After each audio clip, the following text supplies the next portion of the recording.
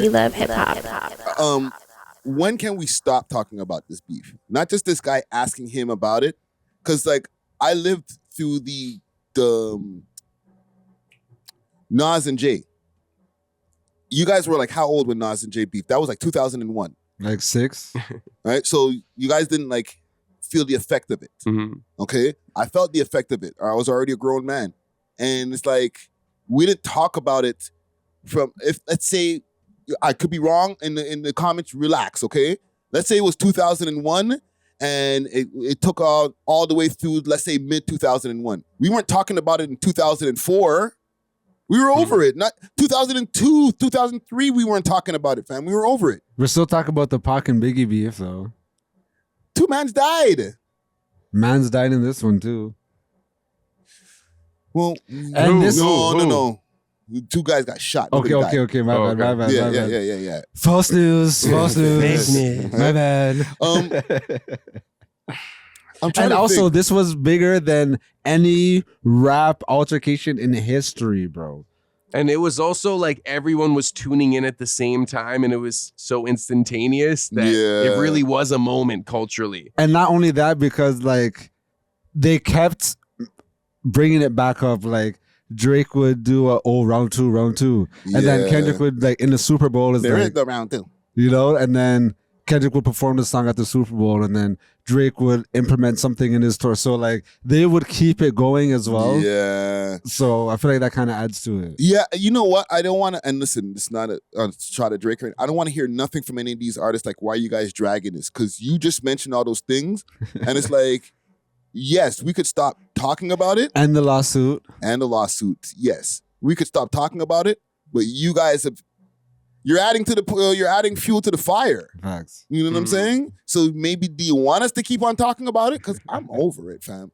I'm sure 21 has been over it too. I think everyone's low-key over it, but I think it's still fresh in the mind of like the zeitgeist or whatever. So I think every move that both Kendrick and Drake do from this point on is analyzed through that lens of the post beef. Yeah, and you know what? Let me take back some of my take a little bit about the Jay and Nas thing, because that lens that you just mentioned, that's also looked at with Jay and Nas. It's been even to this day. They'll be like, is Jay trying to drown Nas's thing by making a big announcement or dropping music at the same time and different things? So that's been a conversation still like 10, 20, 15 years later. You know what I'm saying? Mm-hmm. Yeah. It's like a comic book, bro. Like I feel like we're just drawn to like hero type characters and conflict. Yeah. And it's like 2 people from different ends of the earth, you know? Like Clash of the Titans type thing. Literally. Yeah. Because like they're always gonna associate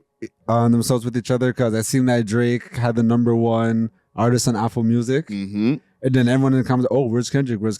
Yeah. But I seen that the top 5 songs on Apple Music, Kendrick had 2 of them, and Drake didn't have any.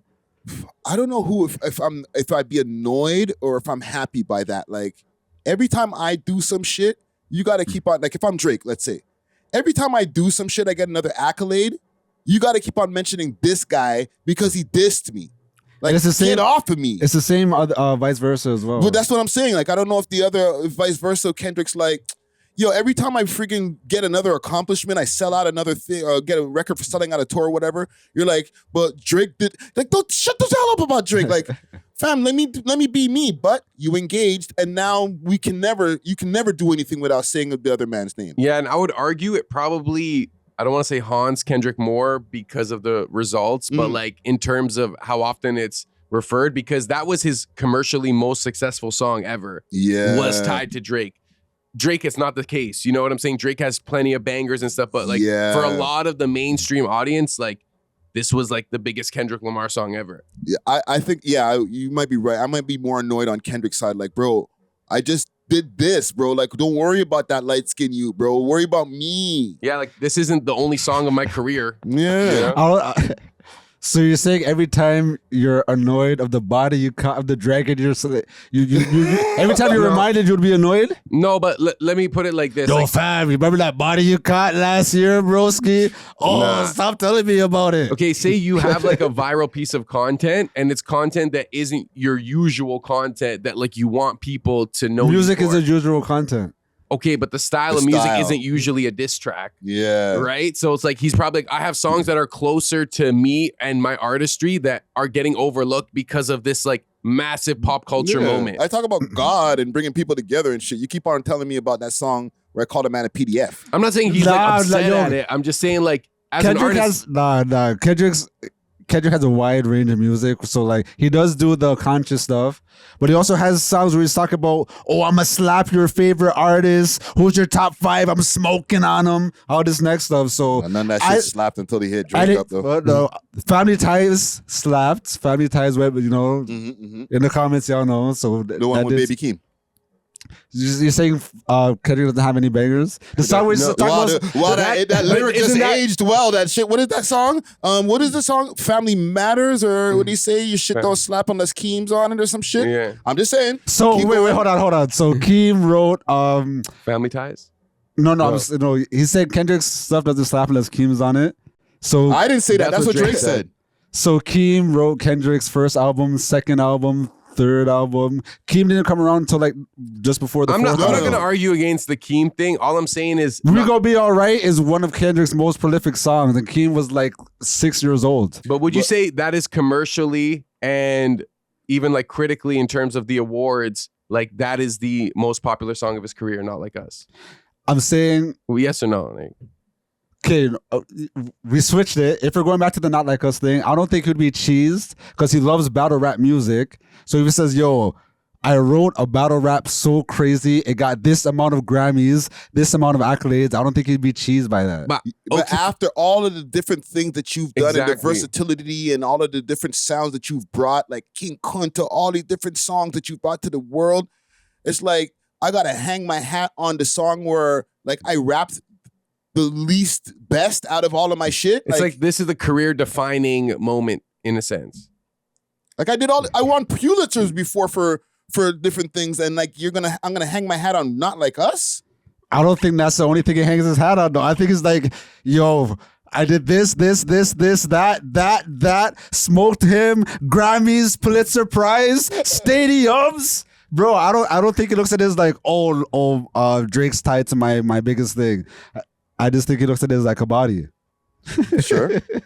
Yeah, I mean, and it's not like the worst thing to be known for like that. You know what I'm saying? If you're the one who like wrote the song and it's like this massively successful diss track. But yeah, I do think that like from like a commercial appeal, like beyond his like core fan base, I feel like that song is like defining for a lot of people when they hear like Kendrick Lamar, and maybe not his actual fans, but like I think so as well.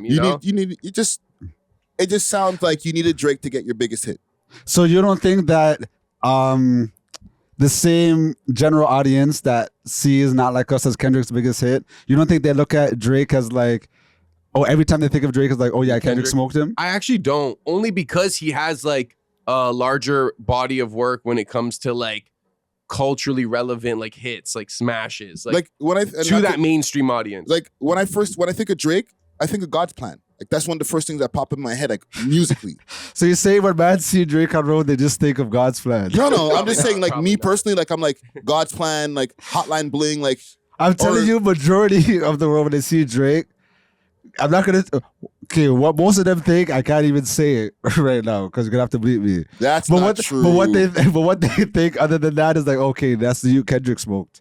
No, because he still has more fans. Like, that's Kendrick's body right there. We're from Toronto, so like we obviously have like a way more nuanced view of Drake and like a more cohesive view. But like someone from America, they might, because it's still recent, they might associate him. You know what I mean? That. Like, I only think because we're from Toronto, that's why you guys say that. But no, because he went on a world tour and they weren't like, oh, that's Kendrick's body. No, they were like, let me buy tickets to my favorite artist. Okay, you know what they were doing for real on the world tour? They're putting signs, Drake, my mom's in the hospital. Could you give me 100 bands? Drake, I went to your first show. Could you give me like... Yeah, real God's Plan. The fans are begging, bro. They went out there they were to beg. doing that before the battle. That's a Drake show thing. I think, Okay. Would you argue that like this put Kendrick at like the peak of his popularity, like this battle? I wouldn't argue that, but I don't think that's a bad thing. Like, you have to dethrone number one, and then you guys are like, oh, the guy you dethroned is tied to you for the rest of history. Yeah, Drake didn't need to diss a nigga to have the #1 song in the world, bro. He just had to go in the studio with 40 and cook up. This nigga had to diss the #1 guy to have the #1 song in the world. Like, where do I begin? No matter how I got there, broski. Yes, but you had to get there off of my back. Got the mic right there. What about back to back though? Back to back. That wasn't #1 though, right?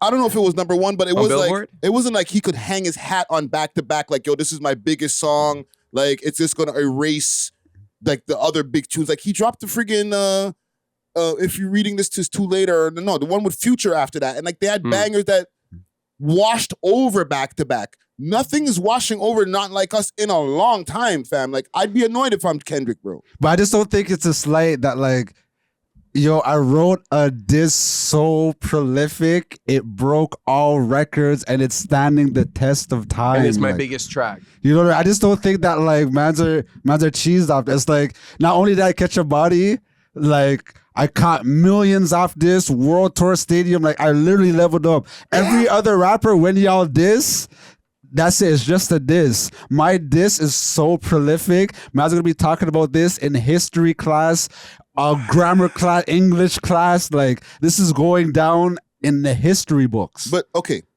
how about this though? As somebody who's such a prolific rapper, pushes positivity, and I know he has duality and all that. Like, you had to catch a body to have the major thing. When I do all of these other great things, I had to do something that was like, I had to violate a next man for me to really get the accolades now to be the top guy, quote unquote, for whatever that space of time is. Like, I couldn't have done this just off of the catalog that I already built, like the next man already did. I think Kendrick was already at the top. He already had pure Grammys, and like you said, Pulitzer Prize. No. He was one at the top, but he wasn't at the top. Exactly. It was debatable between, it was called the Big Three for a reason because they were all interchangeable. No, because they all could rap good.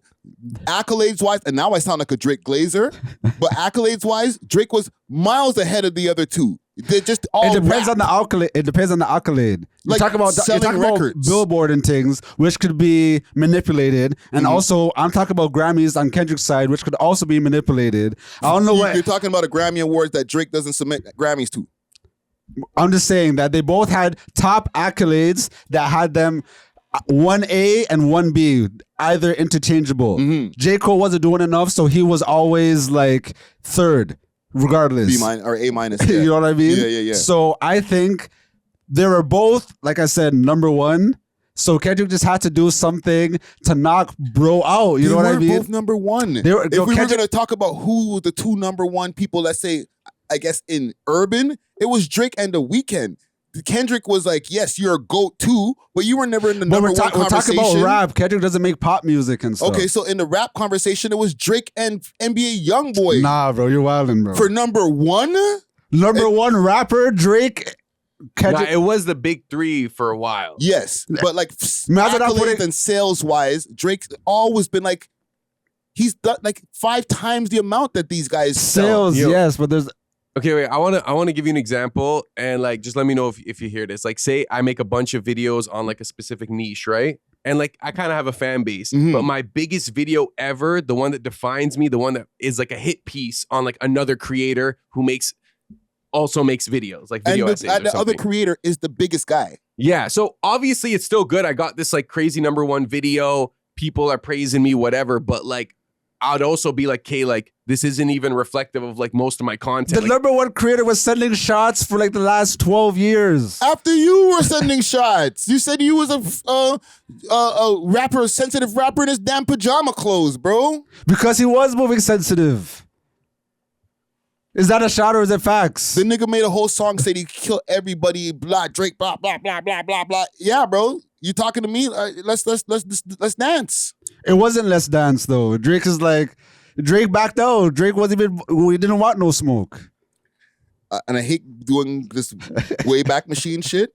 The nigga dropped Control, and then Drake dropped The Language. Okay?